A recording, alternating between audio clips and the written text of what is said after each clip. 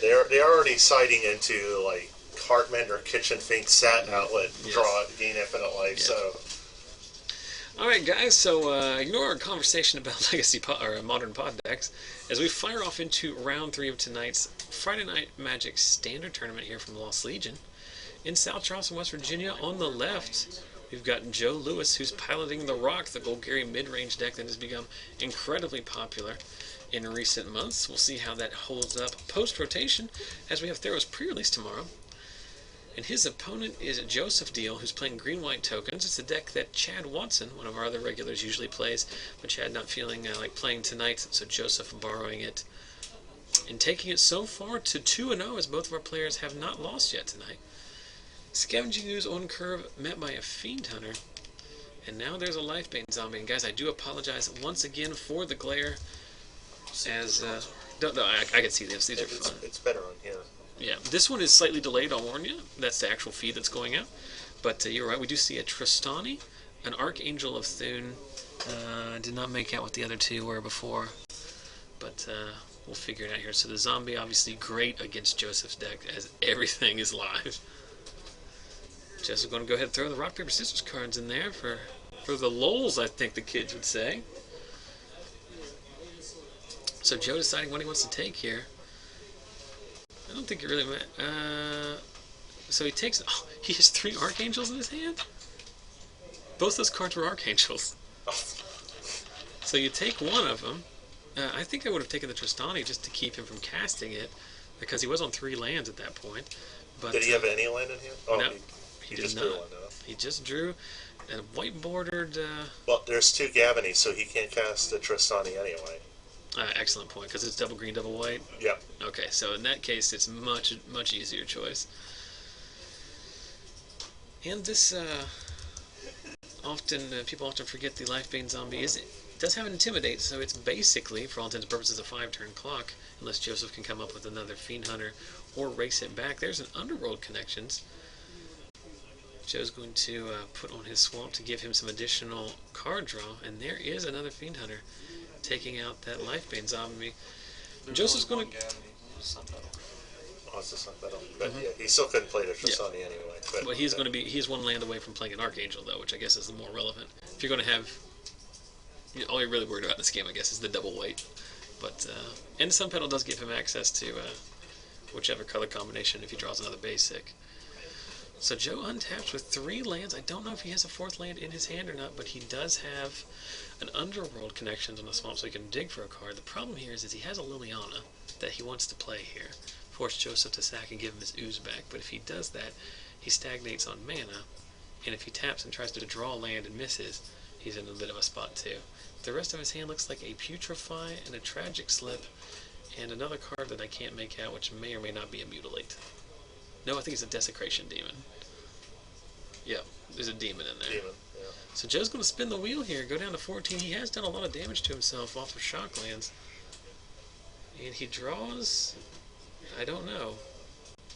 Not a land, obviously, because he passed turn. No, Ian had a... Luckily, fortunate for us, Ian just got off of duty at Scotland Yard to come in with that top-tier information. But there is the... Doomblade taking out, which is what he drew in that situation. It most certainly had to have been. So he's going to get back his Lifebane Zombie by taking out that Fiend Hunter, which is going to net him another Archangel of Thune.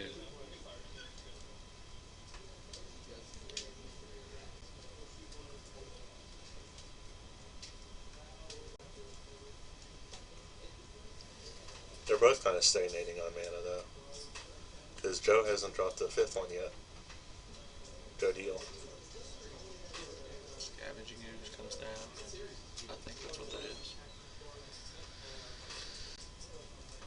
Putrefy, a Tragic Slip, a Liliana, a Desecration Demon.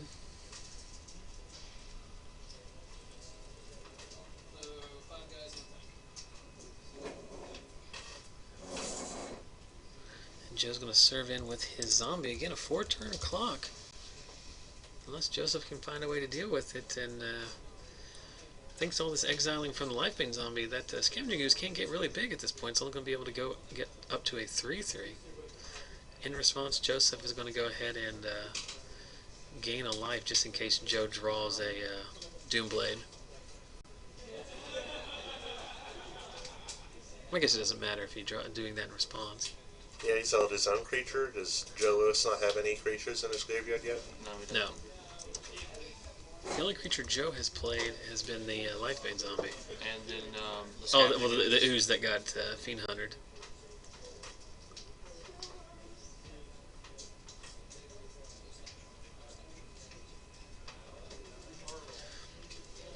So Joe just trying to race here. He's going to get in for 4 here and drop Joseph is trying to race here and dropping Joe. Too many Joes in this matchup. We got Joe, Joseph, and Joey tonight. Yeah.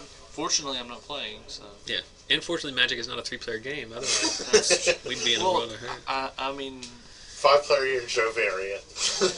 And there is a Mutilate. Of course, all of Joe's lands happen to be swamps. So the 5th land, or the 5th land, the 4th land he needed after drawing off the Underworld Connections, that's enough to bin everything, including the Archangel Joseph just played. So Joe kept the hand that had, Joseph kept a hand that had 3 Archangels in it, 2 Lifebane Zombie triggers, and a Mutilate, and Joe has successfully answered all of them.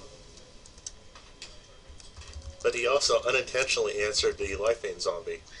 Yeah, but he did follow up with a Scavenging Ooze, or because the Fiend Hunter died, so he does have a clock here, and that Ooze is going to can get pretty big. He can only activate it twice a turn here with the 2 Overgrown Tombs. That gives him 2 more turns to activate. But he is facing down a Tristani here. Tristani, that's what it is, okay. Tristani blocks very well. Isn't it a something... 2-5. 2-5, yeah. 2-5. So even if Joe eats 2 creatures this turn, he's still not going to be able to attack into Joseph. Well, he does have Liliana I forgot about, so that's much better. I knew he had it in his hand, and just for whatever reason... you might be better off making him discard, because Joseph's down to 1 card in hand. Well, no, he wants to just beat him. I mean, this is a 2-turn clock here. It's going to be 4 this turn and 6 next. Yeah. So Joseph needs a Fiend Hunter here. Silverblade Paladin will at least stall things, assuming that Joe whiffs in his all removal spell deck. He's going to draw 1 card off the Underworld in a turn, draw another one now. There's a Vraska, so that's going to be the game, right? No, it's not the game because he doesn't have an extra mana source.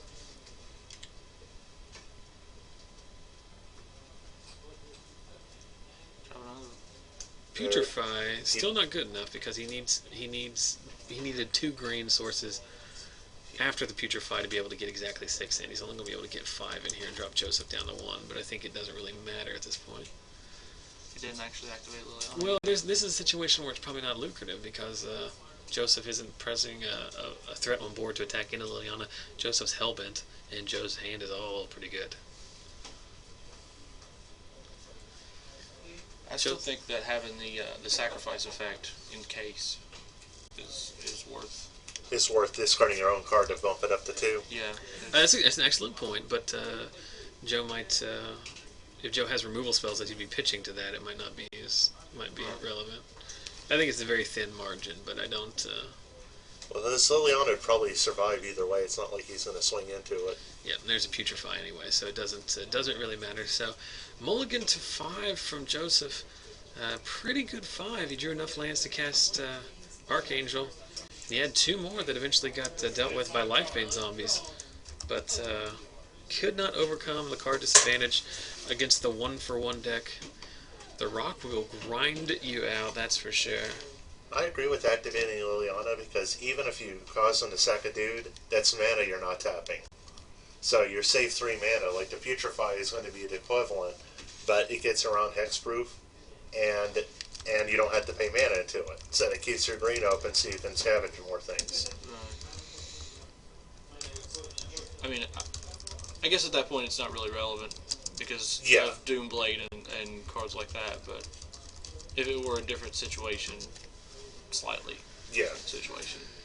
Slightly different situation. I think if you really boil it down, I think you probably should tick up there. You're so far ahead, and to give yourself the flexibility. But I think it's one of those situations where you would have to try pretty hard to lose from that spot. I think the only thing you could do in that spot to lose that game is not attack. And then Underworld Connections yourself to death. Yeah, that is probably the only way Joe's going to lose in that spot, and clearly. That's not the kind of player he is. So, are you pre-releasing tomorrow, or do you say have to work? I hope so. Well, I have to work at 6 in the morning. Yeah. What time do you get off? Well, hopefully by noon. Yeah, when I'm done. Oh, you're doing inventory tomorrow. Yeah, I'm doing inventory, so massive productivity. Well, it should be a very fast inventory.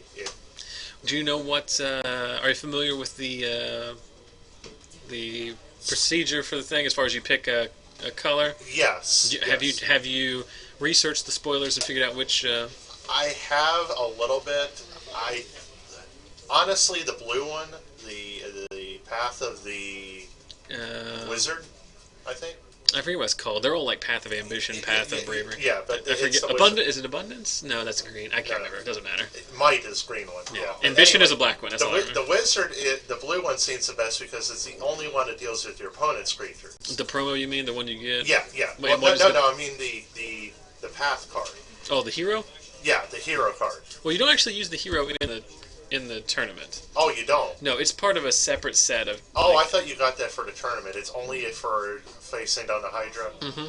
Oh, okay. I thought you got it in the pre-release. But you do get a color-specific promo that you can play. That you can play, yes. So you might want to take a look into that. I actually don't have those...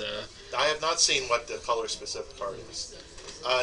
Is Sun Titan going to be in the Theros? Path of Wisdom. No, it was just in the Heroes and Monsters duel deck. Oh, okay. For some reason, I kept on expecting to see it on the spoiler, and I'm like, Sun Titan would be good. See if I can bring up... Yeah, I looked at the Path cards, but it's just for facing down the Hydra. Oh, okay.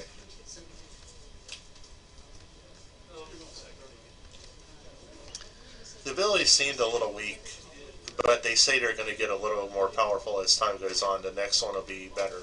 Mm-hmm. But yeah. Well, this website is a hot mess. Yeah. I've got the pictures here. Yeah. The white is the protector and it prevents the next damage. Well, but isn't there like the philosopher? Don't do the hero. Is blue and it taps a creature. Yeah, the blue one is the best one because it deals with opposing creatures. The other ones just buff your creatures. And again, you're talking about the paths. Yeah. So we'll take a look at them a little bit later. Yeah, the red one, creature gains haste, +1/+1 from the green one. Pay 2 and tap target creature is the blue one. The white one prevents damage, and the black one gains death touch. So the blue one is the only one that affects your opponent's creatures. Yes, I would also argue for the red. Haste is very functional. Especially because it's no mana. Yeah, it's free haste. Yeah, and then the pump one is never bad either. Makes combat damage pretty. Well, it sort of trades with the white one, though. I guess I was wrong that you don't get a color specific. I thought you did, or change it from Path and just look up pre-release promo, and just take out the word Path.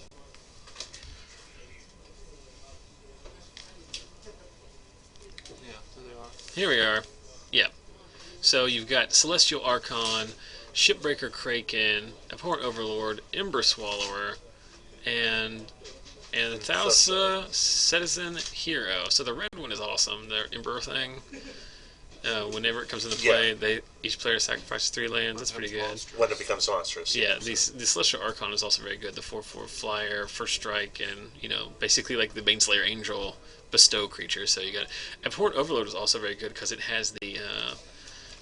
So ironically, I'd want the blue Path, but the blue one is the worst. The only thing to say about it is that it's efficient for its cost, which is unusual in blue. It's a 6/6 for 6, and if you ever make it monstrous, it's very good, as it does have a sleep effect, but it costs 1 billion mana. I'm not a big fan of monstrous. I don't care about it at all. It seems like you're overcommitting to run into a Doomblade. Meanwhile, these guys have finally resolved mulligans. Finished sideboarding, and we're off into game 2. So, Joe Deal on the play, he did lose the first game to, more than anything, a mulligan to 6. He's going to shock himself. Pilgrim it up. He's got the Pilgrim beatdown plan going on, and he's going to follow up with a Scavenging Ooze. So Joe's going to Doomblade. No, he's going to play an Ooze of his own. Ooze on Ooze and Deathrite on Deathrite, like it's a part of the game that I hate playing. Well, Deathrite and Deathrite don't trade though. And no, I'm not talking about attacking. I'm talking about activations. Activations, because it's just so tedious. About like I target for land for mana. No, I have target response. Yep. So trading oozes and then Joe following a deal. Yep. And here's a Lifebane Zombie, which is tailor-made for the situation. It's going to get a Voice of Resurgence. Joe revealing a 4th land and a Garruk Primal Hunter, which is going to come down next turn, and is going to start. It's 5. Huh? It's 5. He's got an Avacyn's Pilgrim. Oh, he's got to have. Okay, fair enough. I will also warn you, Ian, since your voice does carry a little bit, we are probably close enough, and there's not enough ambient noise that you might want to watch out. Normally it would be fine, but there are a lot of people here today. Interesting here that Joseph is going to show him the Gavany Township he just drew instead of show him the other basic. There's really no point in it. It's a very small edge, but I mean, you still don't want to do that. Oh, wow. Since he wasn't going to Gavany or... Why wouldn't you play your Garruk in this spot? He's on the beatdown, apparently, because he just swung and ate his own dude to pump up the news. I guess what Joe's doing here, Joseph I should say, is forcing Joe to have a Mutilate. I think that's what the situation he's in. He's going to make Joe clear his board, which will get rid of his own Lifebane Zombie, and then commit the Planeswalker to the board. Garruk would live through a Lifebane Zombie swing, wouldn't it? Because it'd be a 4 loyalty. Yeah, but I think it's just one of those situations where if Joseph doesn't feel like he's behind, he might just want to ride out this advantage. That could be the case. It's the same thing I used to do. I thought maybe he was thinking the Lifebane would be think he did Mutilate. No, he cast a Disciple of Bolas, sacking his Lifebane Zombie. So now the Garruk is almost certainly coming down, right? And he gains 3.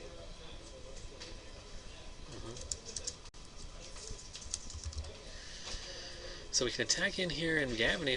You might want to do that now that you have your 5th land. You can trade. I see in Joe's hand he just drew a Mutilate off of the Disciple trigger, so we know the board's going to clear anyway. But Joseph is content to trade his Avacyn's Pilgrim for the Disciple. He's going to activate the Township. Joe's just soaking up damage at this point. It's going to drop down to 15 as the Pilgrim gets through. Joseph at 17 currently. I think he forgot to mark in. Oh no, he's right. He has sufficient swamps. Yeah, as long as he has sufficient swamps to mutilate. Well, now he's stuck because the Scavenging Ooze is a 5/5 now. His 5 swamps. He just played a 5th land. That's a Guildgate. Oh, Guildgate. And Joe not choosing to do anything here. He does have a Thragtusk in his hand, but I think he also has a Putrefy, so that Putrefy is going to take out that Scavenging Ooze. Hoping he overcommits into pumping Gavany. Looks like he will.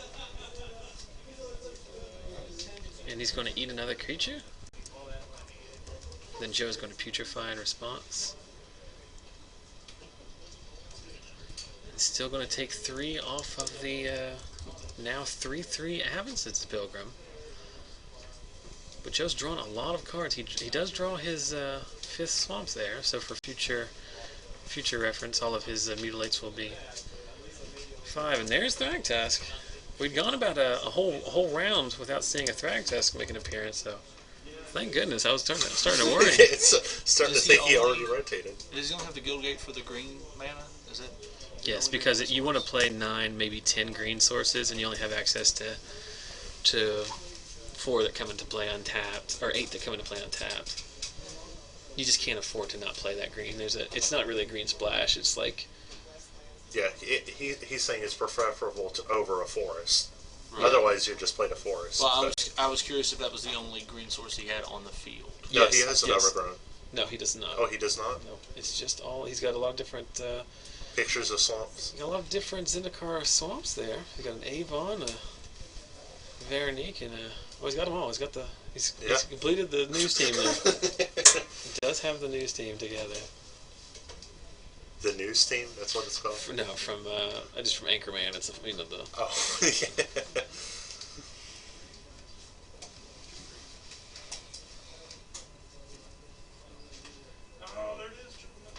Spike Mo in the chat. Haven't seen him in a while. Good to see him back. Hey, it's our good friend Garruk. Now Joseph going to try and draw 4 cards here. He's going to draw 3 at least. 5-mana Opportunity seems pretty good. Especially for green-white. I guess there's an argument to be made for pumping and then trying to draw. Well, no, you can't really do that because you'll probably trade your team. So I think you're fine using the sorcery speed opportunity there.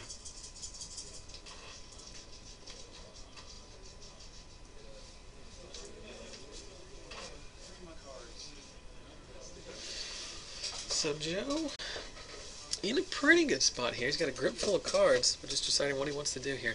He does have the Mutilate in his hand. He still hasn't cast it. I guess the decision here is, does he want to go ahead and clear? And that is what he's going to do here. So everything goes away. Joe's going to get a Beast token. And then cast a Desecration Demon. But Joseph drew 4 cards last turn off of a Garrick. So he should be in a pretty good spot. We see another Garrick in his hand. Selesnya Charm is going to take out the Demon, and we're going to see another Garrick Primal Hunter here. Make a Beast, protect itself, right? Did he exile the Demon? I think that he did. The Mutilate is on top of it. Okay. But Joe chooses not to cast the other Garrick. He's going to instead cast a Smiter and an Ooze. That Ooze is going to get enormous should Joseph get to untap. Joe has no follow-up, so he's either sitting on instant speed removal or he's run out of business. Both these guys have drawn a lot of extra cards, and Joe quickly doing the math. 1, 2, 3 in Joseph's graveyard. At least 2 in Joe's, as there's a Lifebane Zombie and a Disciple of Bolas. And Thragtusk. And a Thragtusk. Oh yeah, and the Thragtusk. More importantly, Joseph has so Joseph has enough mana to activate Gavany and eat 2 creatures, so that the Ooze becomes a 7, 5. I think he forgot to put. He forgot to put the Gavany counter on. Yeah. Hey Joseph. Joseph. Are you done? No. Huh? You missed a counter on the Gavany plus your 8 things, right? Yeah. 8 things. It doesn't matter. It doesn't matter.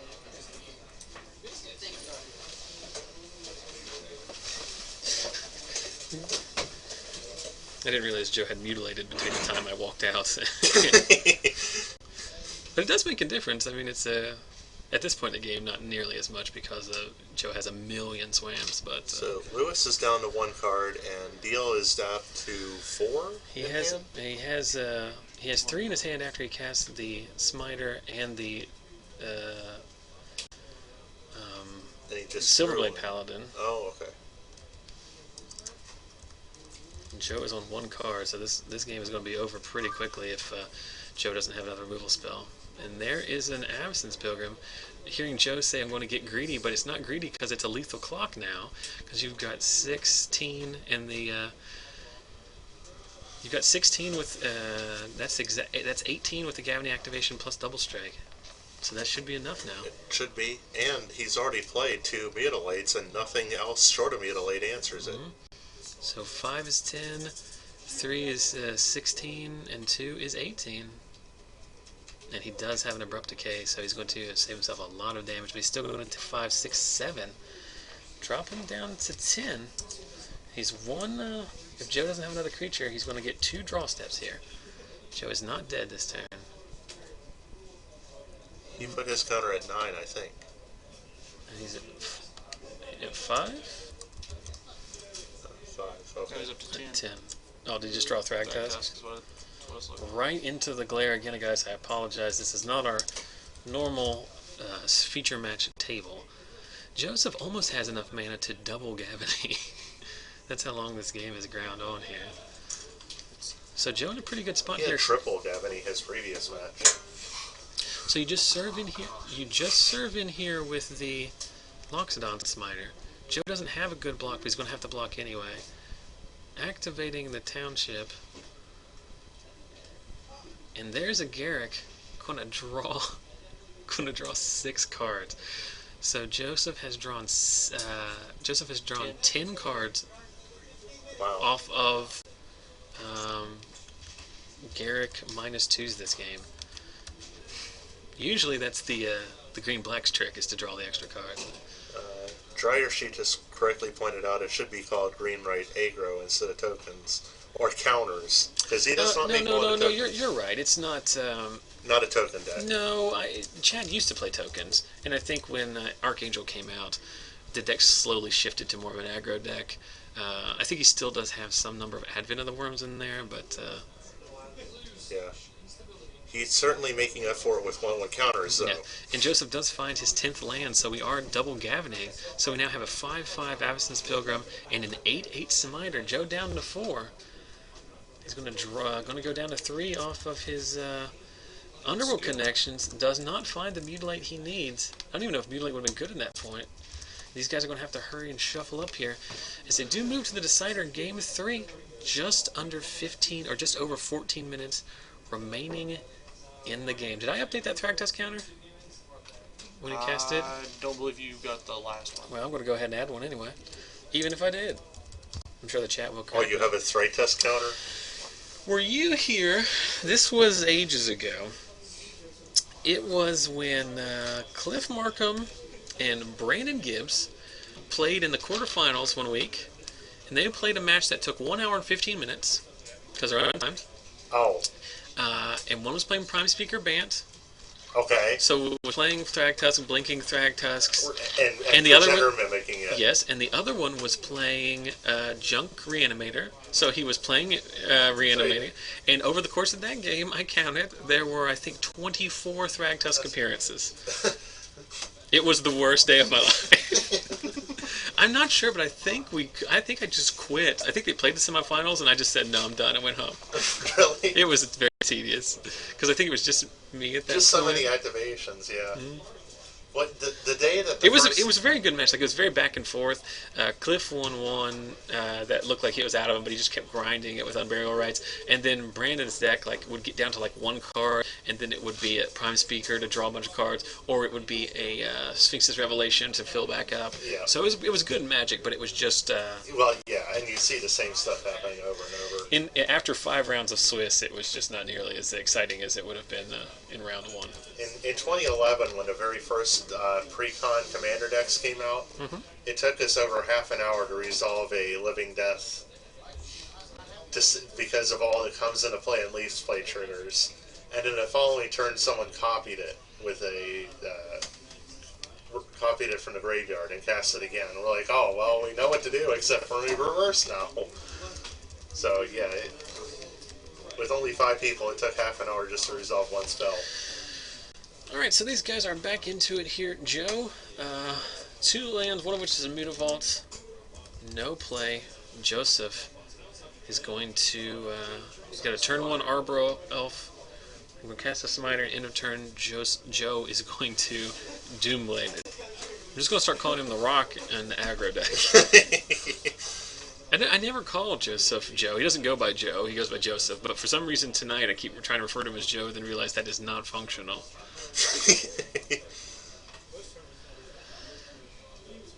So we've got a naked Arbor Elf here, staring down at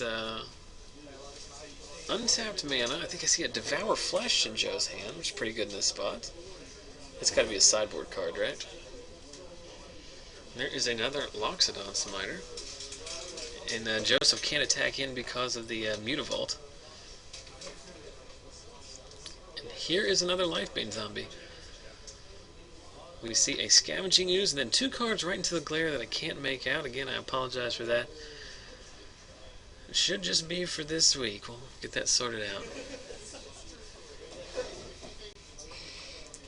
Maybe propping a table at a different angle.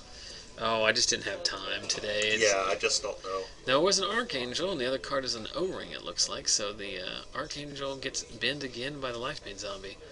Done a lot of work. Of course, that's why they're in the deck. It's the perfect matchup for it.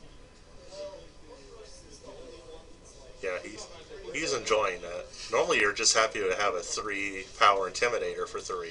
Well, Joseph has got a...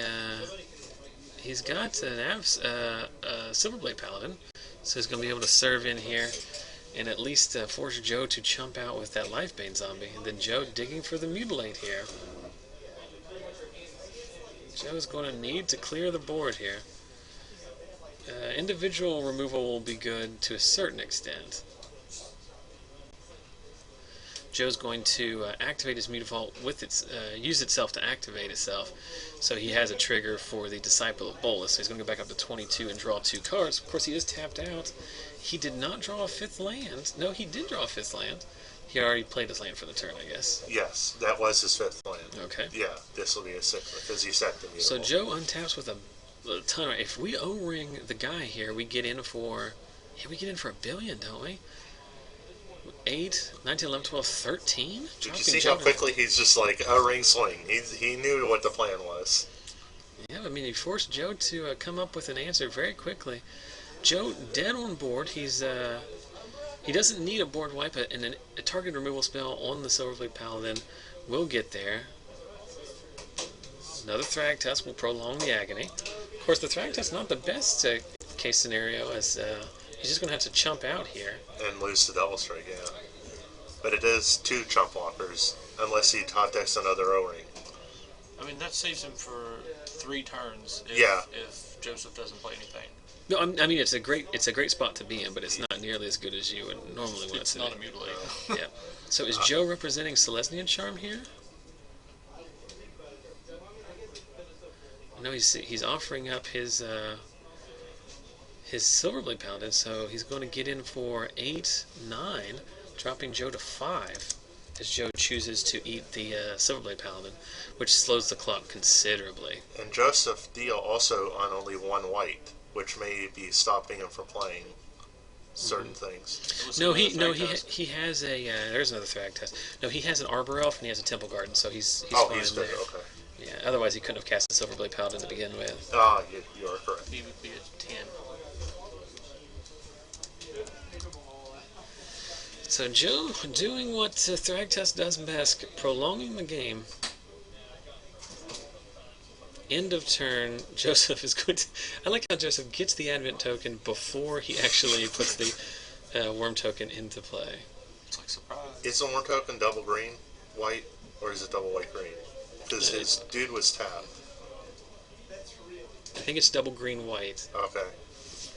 I can check. If I can check before they change. I've got the app here. So. Oh, I spelled it wrong. I know it costs double. Yep, it's double green. Alright. So he did not cheat.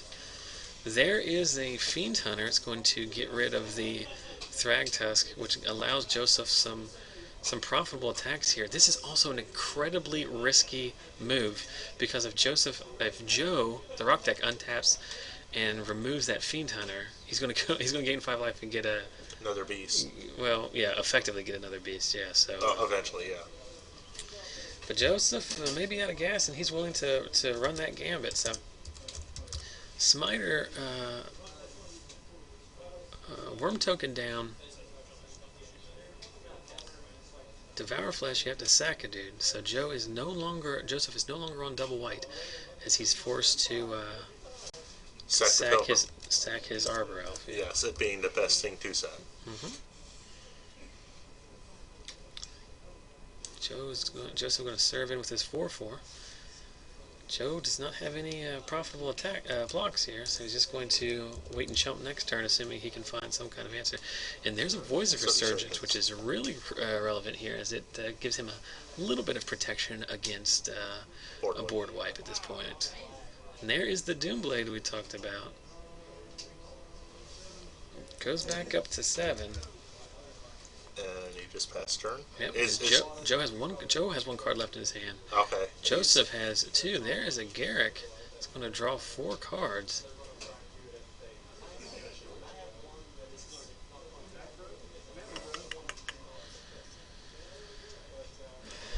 You can't attack here, I don't think.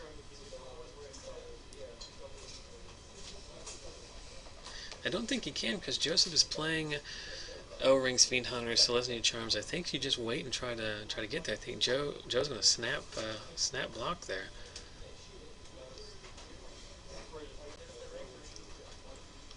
Let's see what Joe draws. He draws a swamp for turn.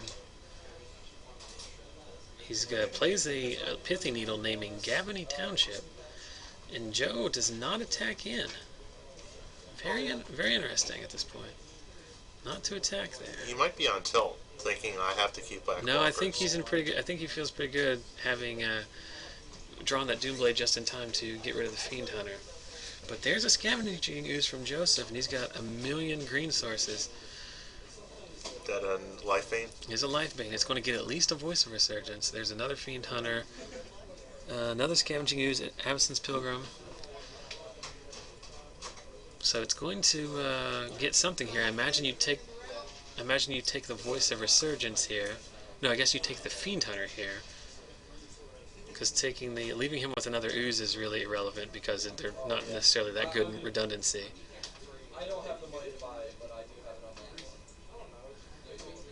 End of turn, Joseph is going to eat 4 creatures, go up to 23, make a 6/6 Scavenging Ooze.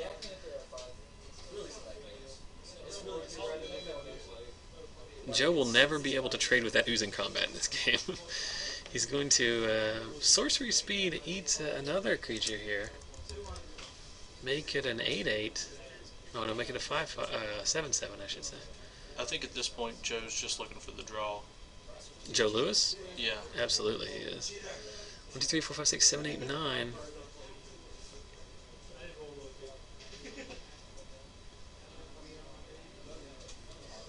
Joe's going to empty his graveyard. Or Joseph is going to empty his graveyard. Go up to 27. And kill everybody. Joe just saying he did his math wrong. Otherwise, there's no points. I thought he had some kind of trick. I thought he had like a removal spell or something in there. Because if you had a removal spell, you would do the exact same thing. You would, yeah, you're right. You would force him to use all of his mana, then you would kill it at the end. But Joe just simply forgot math. And there's certainly no way Joe comes back from this here. Joseph is going to draw 9, 10 cards, one of which is an Archangel. Oh, and he could have drawn all land, it would still been yeah, great. He's just getting him out of his deck. So Joe drawing very thin here. I don't know what he could draw. He needs to draw. Yeah, I don't think he needed to have a removal spell in his hand and draw another one. But he doesn't get there, so Joseph Deal, off the back of drawing 1 billion cards off of Garruk Primal Hunter, he gets there, and he moves up to 3-0, so he's undefeated. He's going to play probably Vince, if Vince won his match.